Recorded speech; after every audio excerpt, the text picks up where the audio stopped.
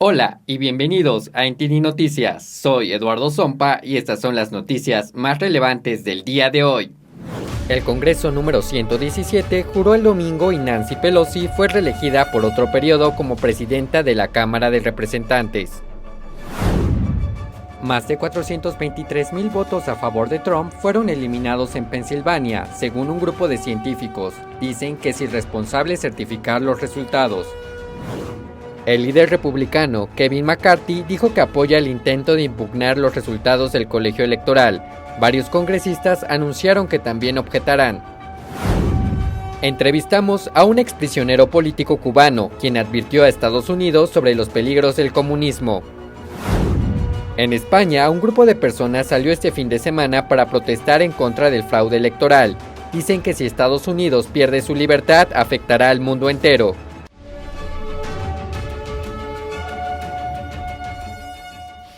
Nancy Pelosi es por otro periodo la presidenta de la Cámara de Representantes. Fue reelegida en una reñida votación el domingo, cuando el nuevo Congreso de Estados Unidos asumió el poder. La Cámara votó 216 a 209 para reelegir a Nancy Pelosi como presidenta. La representante demócrata liderará la mayoría más ajustada en 2 décadas. Comenzamos este nuevo Congreso en un momento de extraordinaria dificultad. Cada una de nuestras comunidades se ha visto drásticamente afectada por la pandemia y su crisis económica. Pelosi, que este año cumple 81 años, lidera a los demócratas de la Cámara de Representantes desde 2003. Era esperado que mantuviera su puesto, a pesar de un esfuerzo silencioso por destituirla. Pero aunque el Partido Demócrata perdió una docena de representantes en las elecciones de 2020, solo 5 demócratas eligieron no apoyarla. Y en el Senado, el vicepresidente Mike Pence juró a 6 nuevos miembros el domingo, los senadores Tommy Tuberville, John Hickenlooper, Roger Marshall, Ben Ray Lujan, Bill Hagerty y Cynthia Lummis. El líder de la mayoría del Senado, Mitch McConnell, dijo que se reúnen en un momento difícil. Desde la división política hasta una pandemia mortal y hasta adversarios de todo el mundo, los obstáculos que tenemos ante nosotros son muchos y serios. Pero dijo que también hay muchas razones para la esperanza, y ese optimismo es una de las credenciales más distintivas de nuestra nación. El martes, las elecciones de segunda vuelta en Georgia ayudarán a determinar qué partido controlará el Senado, que por ahora está dirigido por los republicanos. Puerto Rico toma juramento a un nuevo gobernador que promete lograr que la isla se vuelva estado de Estados Unidos. La isla aún se está recuperando del terremoto y los huracanes del año pasado. Escuchemos al gobernador. Necesito que todos luchen contra nuestros enemigos comunes, la pandemia, la pobreza y el crimen, la falta de acceso a una buena educación y atención sanitaria, el estancamiento económico, la corrupción y la desigualdad. Esas son las batallas que necesitamos luchar juntos. La ceremonia del sábado marcó el final de un caótico mandato de 4 años con 3 gobernadores, incluyendo al propio Pedro Pierluisi. Pierluisi ganó las elecciones con el menor número de votos de cualquier gobernador en la historia de Puerto Rico. Es un demócrata que sirvió como representante de Puerto Rico en el Congreso durante 8 años. El gobernador de 61 años hereda una legislatura dividida, una reestructuración de la deuda pública de $1,000 millones y un territorio políticamente fracturado y duramente golpeado por la pandemia. En las mismas elecciones, los puertorriqueños también votaron a favor de la estadidad, pero cualquier cambio en el estatus de la isla necesita la aprobación del Congreso de Estados Unidos. El líder republicano de la Cámara de Representantes, Kevin McCarthy, dice que apoya el intento de impugnar los resultados del colegio electoral. Veamos los detalles. El representante Kevin McCarthy, líder de la minoría republicana de la Cámara, le dijo a The Hill: "Creo que es correcto que tengamos el debate. ¿De qué otra forma tendremos una manera de resolver los problemas electorales?". Varios senadores y miembros de la Cámara dicen que se opondrán a los votos de los electores en la sesión conjunta del Congreso este miércoles. El representante Mo Brooks está liderando esta iniciativa en la Cámara. A él se han unido otros prominentes legisladores como Jim Jordan y otras docenas de representantes. Tanto el representante Adam Kinzinger como el jefe de gabinete de la Casa Blanca, Mark Meadows, sugieren que más de 100 miembros de la Cámara apoyarán la iniciativa. El senador Josh Hawley fue el primer senador que se unió a la impugnación, y el senador Ted Cruz lidera un grupo que también se opondrá si no se realiza una auditoría electoral de emergencia. Las objeciones presentadas por escrito necesitan el apoyo de al menos un miembro de cada cámara. Esto desencadenaría un debate de 2 horas y una votación en cada cámara. Una mayoría simple determinaría el resultado y podría anular los votos electorales de un estado o cambiarlos por el otro candidato. Algunos miembros del Congreso dicen que están en contra de la medida, entre ellos el líder de la mayoría del Senado, Mitch McConnell, quien previamente instó a los republicanos en el Senado a no impugnar los votos. La presidenta de la Conferencia Republicana en la Cámara de Representantes, Liz Cheney, hizo lo mismo en la Cámara de Representantes. Dijo que esto sembraría dudas sobre el sistema electoral de Estados Unidos. Sin embargo, el vicepresidente Mike Pence dijo que celebra los esfuerzos. En una declaración durante el fin de semana, dijo que quiere ver que se presenten ante el Congreso durante esa sesión las pruebas de las irregularidades en las elecciones y del fraude electoral. Un análisis de datos muestra que cientos de miles de votos del presidente Trump fueron eliminados en Pensilvania. Data Integrity Group proporcionó el análisis en exclusiva para NTD y The Epoch Times. Veamos más sobre sus hallazgos. Data Integrity Group dice que ha descubierto que se eliminaron más de 423,000 votos a favor del presidente Trump en Pensilvania. Más de 204,000 fueron eliminados del total de votos del día de las elecciones y más de 218,000 del total de votos en ausencia. Sus hallazgos muestran que los votos fueron eliminados en al menos 15 condados. Data Integrity Group incluye científicos, ingenieros y expertos en aprendizaje de máquinas que trabajan juntos para comprobar la manipulación de los datos en las elecciones de 2020. El grupo proporcionó un video en exclusiva para NTD y The Epoch Times para ilustrar algunos de sus hallazgos. Podemos ver claramente que los votos en ausencia y los votos del día de las elecciones no siguieron el comportamiento de incremento normal en el condado de Chester. Trump perdió casi 26,000 votos el día de las elecciones y casi 50,000 votos en ausencia. Más tarde perdió más de 9,000 y luego otra vez más de 6,000 de sus actualizaciones del día de las elecciones. Una vez más, esto es algo que nunca debe ocurrir en un proceso de votación acumulativo. Él dijo que la forma en que un gráfico incremental debería verse es de izquierda a derecha. Cada actualización del total de votos debería únicamente permanecer plana o incrementarse. Una disminución significa que los votos han sido eliminados. Aquí hay otro ejemplo de actividad irregular en los datos de votación de las elecciones del condado de Lehigh. Podemos ver que cuando Trump inició, obtuvo más de 66,000 votos, que luego se eliminaron de su conteo. Luego recibió 3 actualizaciones incrementales para volver a más de 66,000. Pero si se trata de algún tipo de error humano, ¿no se actualizaría directamente el total al valor que se eliminó? ¿Por qué se registran actualizaciones de alrededor de 7,000, 18,000, 38,000? ¿Y por qué las cantidades no son iguales al valor que se eliminó? ¿Qué está pasando aquí? Dicen que cualquier cambio de votos que se ha detectado se atribuye a un error humano del Estado y de los funcionarios electorales, pero el grupo dice que todavía tiene muchas preguntas y se cuestionan por qué los funcionarios de Pensilvania se niegan a investigar las presuntas irregularidades. Siguen siendo errores y merecen una segunda revisión y un análisis minucioso con auditorías forenses para encontrar respuestas. Nuestros funcionarios electorales nos dicen que sigamos adelante, pero ¿no merecen esos 400,000 errores una explicación más detallada y legítima? El grupo está instando al Estado a autorizar auditorías forenses para mantener la integridad electoral. Dicen que es irresponsable certificar los resultados antes de que se expliquen los presuntos errores y anomalías. El presidente Trump otorgó al congresista republicano David Nunes la Medalla de la Libertad. Trump elogió al congresista de California, diciendo que destapó el mayor escándalo de la historia estadounidense. La Medalla de la Libertad es uno de los más altos premios que un presidente puede otorgarle a un civil. Trump dijo que el congresista Nunes ha sido un luchador tanto para el pueblo que representa como para el presidente. Nunes inició una investigación sobre la administración de Obama-Biden en 2017. Esta investigación mostró la corrupción dentro de las agencias federales como el FBI, que espió deshonestamente al personal de la campaña de Trump. Un exprisionero político cubano dice que Estados Unidos está tambaleándose al borde del comunismo y lo que ocurrió en Cuba es similar a lo que está sucediendo hoy en nuestro país. Escuchemos su testimonio. El exprisionero político Luis Zúñiga habló con NTD en español sobre las similitudes que ve sobre lo que ocurrió en Cuba con lo que sucede ahora en Estados Unidos. Este fraude que acabamos de vivir en los Estados Unidos no tiene la menor duda de que es una conspiración socialista. Ese es el tipo de maniobras que ellos ejecutan. Hay 2 formas de llegar al poder. Uno, mediante la violencia revolucionaria. Ahí están los grupos de Antifa y de Black Lives Matter.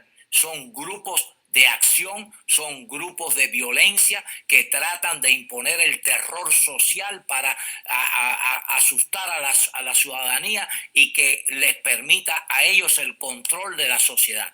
Ese es un camino y lo están aplicando. Y están aplicando también el camino democrático, la llegada al poder usando los métodos democráticos. Zúñiga cree que los estadounidenses deben recordar lo que le ocurrió a Cuba y Venezuela, que a pesar de que fueron de los países más ricos en América Latina, se volvieron extremadamente pobres. También advirtió que lo mismo podría ocurrirle a Estados Unidos. Y cuando tengan el socialismo instaurado con el poder de los tres poderes del Estado en sus manos, se acabó. Más nunca hay libertades en los Estados Unidos y todos esos beneficios que inicialmente les van a dar para ganarse la buena voluntad, el voto, la aprobación, el aplauso, las masas en las plazas dándole vivas al socialismo, a Marx, a Engels y toda esa historia que las vi en Cuba, las vi en un montón de países de Europa Oriental. Todo eso empieza a deteriorarse, todo empieza a destruirse y la pobreza y la miseria es la que va a prevalecer, pero con ellos en el poder. Zúñiga dijo que tanto Fidel Castro como otros dictadores no dijeron que eran comunistas cuando buscaban el apoyo del pueblo al poder, pero aún así impusieron el comunismo en sus países. Agregó que una vez que un país cae en las garras del comunismo, no podrá salir de él. Una vez que los pueblos caen en el socialismo, no se pueden salir de él, porque lo han perdido todo, han perdido sus derechos, han perdido la posibilidad de votar, han perdido la posibilidad de desafiar políticamente al régimen. Esa es la historia. Si no la quieren aprender los norteamericanos, lo siento. Si los latinoamericanos no miran esto, pues lo lamento también, porque van camino de todo este desastre. Miren a Cuba, miren a Venezuela y van a ver el futuro del socialismo en sus países si ocurre. Él cree que si Estados Unidos cae en el socialismo, el mundo entero estará en peligro porque China ha estado tratando de tomar el control y la hegemonía mundial. Agregó que Estados Unidos debe tomar la experiencia de las personas que vivieron bajo países ex-socialistas, quienes no quieren que el socialismo regrese a sus países. Yo les prometo pagarle 5 veces la cantidad si usted me consigue una persona de un país ex-socialista que quiera que el socialismo regrese a su país. Esa experiencia tienen que tomarla todos los países del mundo, especialmente Estados Unidos y América Latina, porque los ojos de China están puestos en América Latina y en Estados Unidos. Y pregúntenle a cualquiera de esos ciudadanos si quisieran el regreso del socialismo a sus países. Prefieren morirse primero, como los cubanos. El equipo de Biden planea un posible desfile virtual a través de Estados Unidos para reemplazar el tradicional desfile inaugural. Los organizadores dicen que el evento del 20 de enero se ajustará a los límites de multitudes y a las medidas de distanciamiento social. Según los planes del evento, la ceremonia de juramento presidencial aún comenzará en el lado oeste del Capitolio de Estados Unidos, seguida de un pase de revista socialmente distante, una tradición militar en la que el nuevo comandante en jefe pasa revista a las tropas. Los representantes de cada cuerpo del ejército escoltarán al nuevo presidente a la Casa Blanca como es tradición, pero los organizadores dicen que eso también se acortará y se distanciará socialmente. Solo los miembros del Congreso y sus invitados podrán asistir al juramento. Surgen preguntas sobre la seguridad de la nueva vacuna de Pfizer. Se ha informado que algunas personas de edad avanzada mueren días u horas después de vacunarse. Veamos más sobre esos casos. La tan esperada vacuna contra el virus del PSC se está extendiendo internacionalmente, pero algunos informes sobre adultos mayores que mueren horas o días después de recibir la vacuna plantean dudas sobre la seguridad de la vacuna de Pfizer.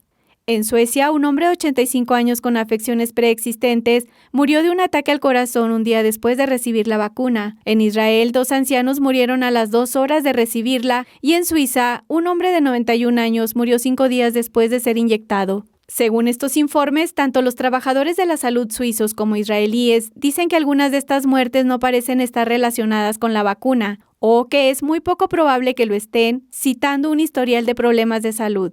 Pfizer envió sus condolencias a la familia del paciente suizo, pero también dijo que es probable que los adultos mayores y otras personas en riesgo sigan sufriendo otros problemas de salud no relacionados con la vacuna. En otras palabras, la vacuna probablemente no va a curar sus problemas de salud preexistentes. Crece la preocupación por un nuevo plan de estudios propuesto en California. Veamos en qué consiste. El Estado propone enseñar la teoría crítica de la raza como parte del modelo curricular de estudios étnicos en las escuelas K-12 del Estado para abordar el racismo. Las escuelas K-12 comprenden la educación básica, desde el kindergarten hasta el 12º grado al final de la secundaria. La idea se propuso por primera vez en 2016 con el objetivo de tender un puente entre las razas y las culturas. El primer borrador se publicó en 2019. Sin embargo, sus detractores dicen que es muy polémico. Creen que el plan de estudios no es sensato.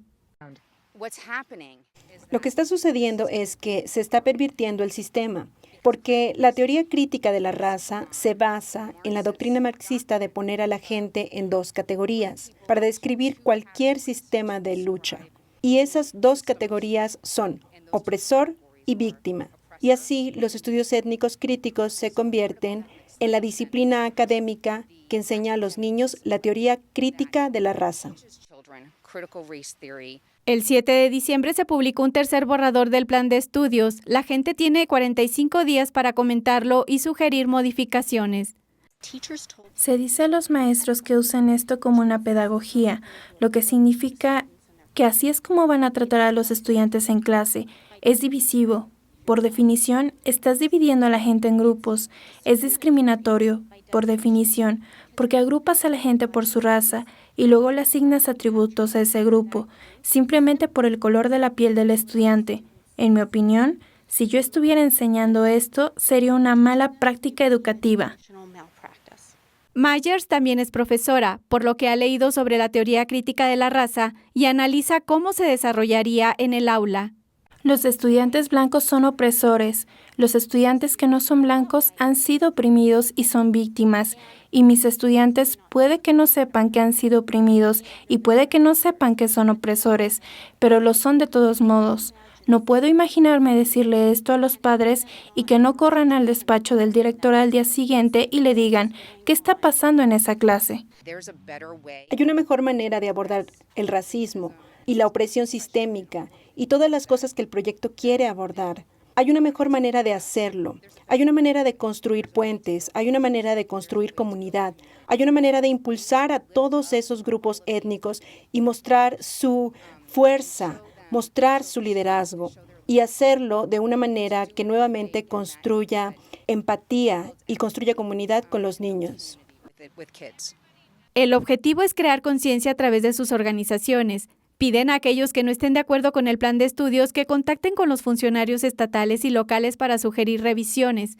La ley estatal requiere que la Junta de Educación tome una decisión final antes del 31 de marzo de 2021. Una vez aprobado, el plan de estudios estará disponible para todas las escuelas secundarias de California. Pasamos a la sección de noticias internacionales con María Laura Claverí, quien nos tiene las noticias más importantes de Latinoamérica y el mundo. Gracias, Eduardo. Una jueza británica rechazó la solicitud de Estados Unidos para extraditar al fundador de Wikileaks, Julian Assange, para que sea juzgado por cargos de espionaje. Al dar las razones, dijo que la decisión sería opresiva debido a la salud mental de Assange. Estados Unidos dijo que apelaría a la decisión. Fiscales estadounidenses acusaron a Assange con 17 cargos de espionaje y un cargo de uso indebido de la computadora por la publicación en Wikileaks de documentos militares y diplomáticos clasificados hace una década. Los documentos expusieron crímenes militares de Estados Unidos en Irak y Afganistán. Los cargos conllevan una sentencia máxima de 175 años. Sus abogados argumentan que Assange actuó como periodista y tiene derecho a la protección de la libertad de expresión de la primera enmienda. La jueza de distrito Vanessa Baraitser dijo hoy, lunes, que Assange sufrió de depresión clínica y que ésta se agravaría por el aislamiento que probablemente enfrentaría en la prisión de Estados Unidos. Agregó que de ser enviado allí, probablemente se suicidaría. Y al respecto, el presidente mexicano Andrés Manuel López Obrador ofreció este lunes asilo político a Julian Assange, tras el fallo del tribunal británico que rechazó su extradición a Estados Unidos. Veamos los detalles. El presidente mexicano Andrés Manuel López Obrador calificó este lunes como un triunfo de la justicia la decisión de un tribunal británico de rechazar la extradición de Julian Assange. Durante su rueda de prensa matutina, López Obrador dijo que celebra que Inglaterra le haya dado protección a Assange y que México hará los trámites correspondientes para darle asilo político.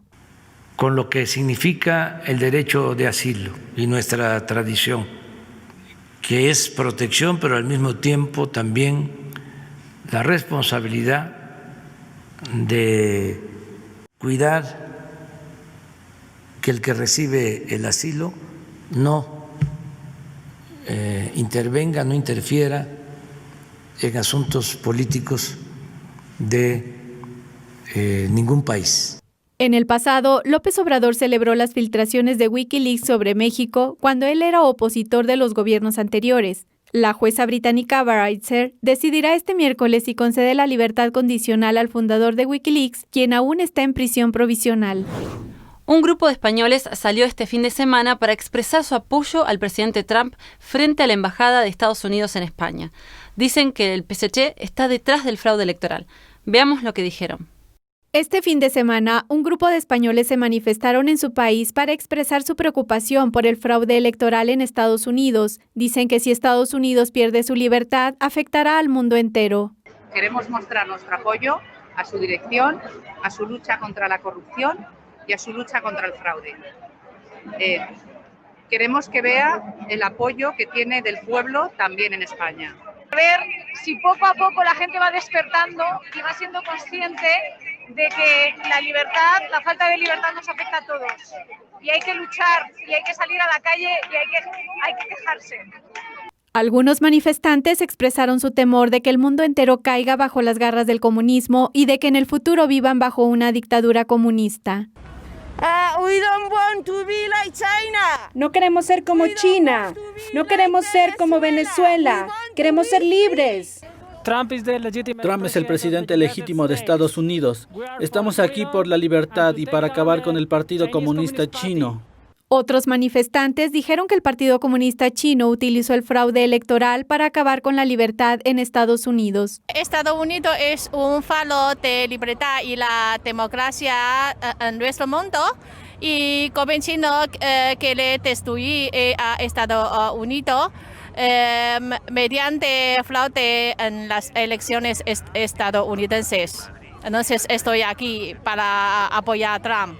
El Partido Comunista Chino es la mano negra que está detrás del fraude y lo que está promoviendo es una infiltración por todos los medios dentro de Estados Unidos para destruir la libertad. Y estas fueron las noticias del mundo. Ahora pasemos a las de China. Estados Unidos tiene aún más en la mira las aplicaciones chinas.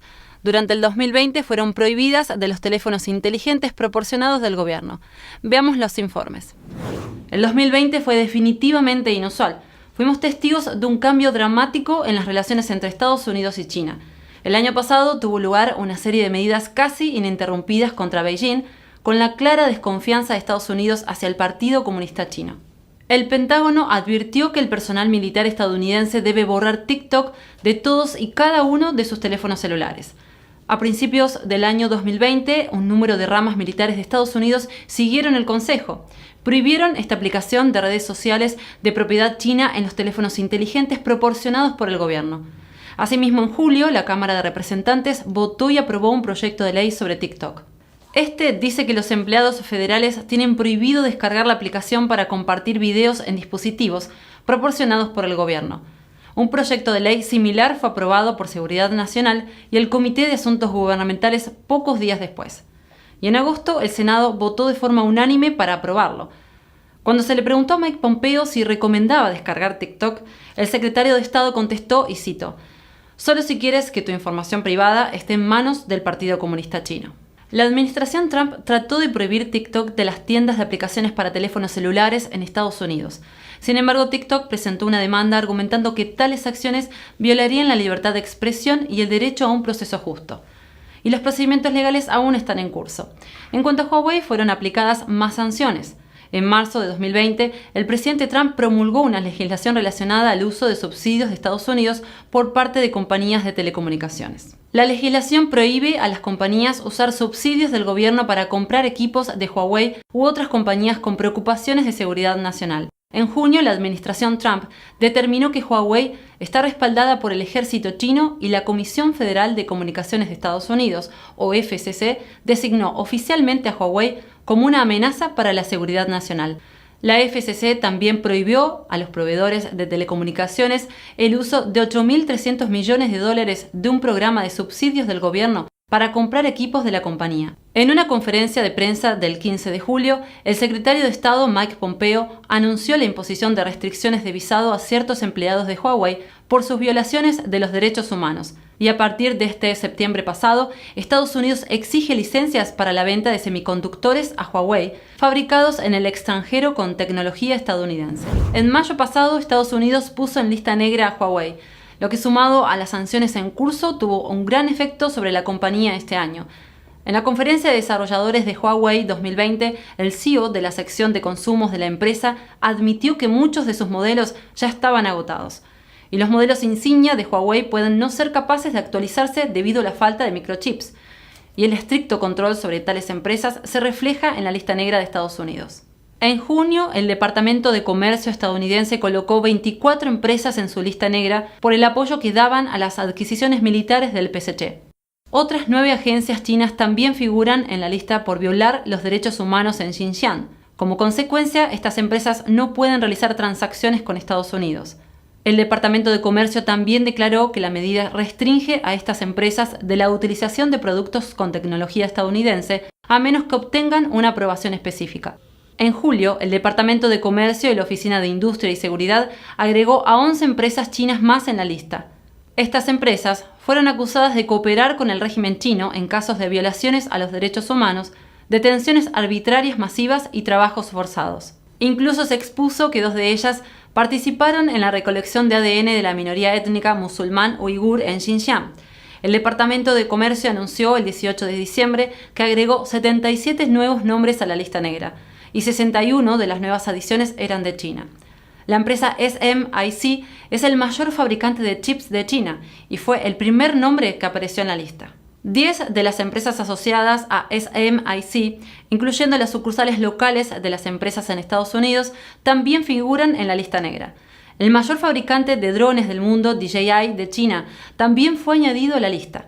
Se lo acusaba de llevar a cabo una amplia gama de violaciones a los derechos humanos mediante el uso de alta tecnología de vigilancia.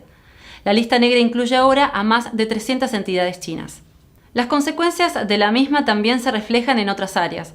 Por ejemplo, China solía mantener un alto porcentaje de éxito en el lanzamiento de cohetes, pero recientemente experimentó 3 fracasos con pocos meses de diferencia. Aunque no está oficialmente probado, muchos chinos creen que estos fallos son el resultado del bloqueo de microchips de Estados Unidos. Estas fueron las noticias del día de hoy. Invitamos a toda nuestra audiencia a que se suscriban a nuestro nuevo canal de Rumble. Encontrarán el enlace en la descripción de este vídeo. También los invitamos a suscribirse a nuestra lista de correo para así recibir nuestras novedades, en especial en caso de que debamos cambiar de plataforma. También encontrarán el enlace en la descripción. Muchas gracias por acompañarnos, que tengan una feliz noche, nos vemos mañana.